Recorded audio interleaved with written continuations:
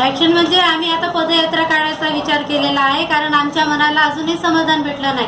आमच्या ज्या मुली आदिवासीच्या मुली आहेत त्या गरीब घराण्यातल्या आहे आणि चांगलं शिक्षण घ्यावं हाच विचारासाठी आम्ही बाहेर ठेवलो।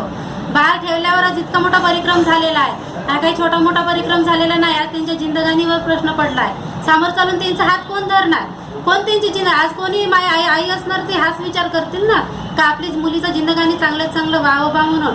मग आता याच्यावर तर आमचं पूर्णपणे आता आम्ही आता नाही सांगू शकत का काय होईल काय नाही, पण आता त्यासाठी आम्ही आमच्या दुखापत आम्ही विचार केलेला आहे की आमची पदयात्रा निघावं बा आणि आम्हाला चांगला लवकरात लवकर न्याय भेटण्यात यावा।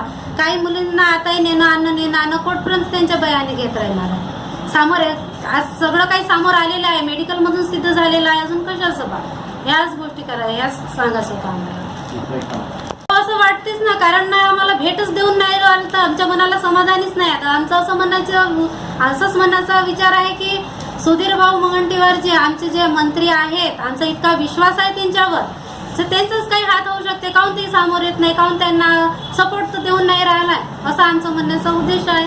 बस दुसरं काही नाही, त्यांना समोर यावं आणि त्यांना अटक सुद्धा व्हावी, कारण आमच्या आदिवासीवर इतका मोठा गिलोना इल्जाम लावलेला आहे। हा काही छोटा मोठा गंदा आरोप लावलेला आहे, काही छोटासा आरोप नाही आहे। त्यातून आम्हाला आमच्या मनाचा अशी आग झालेली आहे, तडफड आहे की आम्ही अशा गंद्या कामासाठी आमच्या मुलींचा समोर आणत नाही, शिक्षणासाठी आणलेला आहे। आणि इतका गंदा आरोप कसा काय लावला विजय टिवार आणि धानोरकर, हे असा गंदा आरोप कसा काय लावला?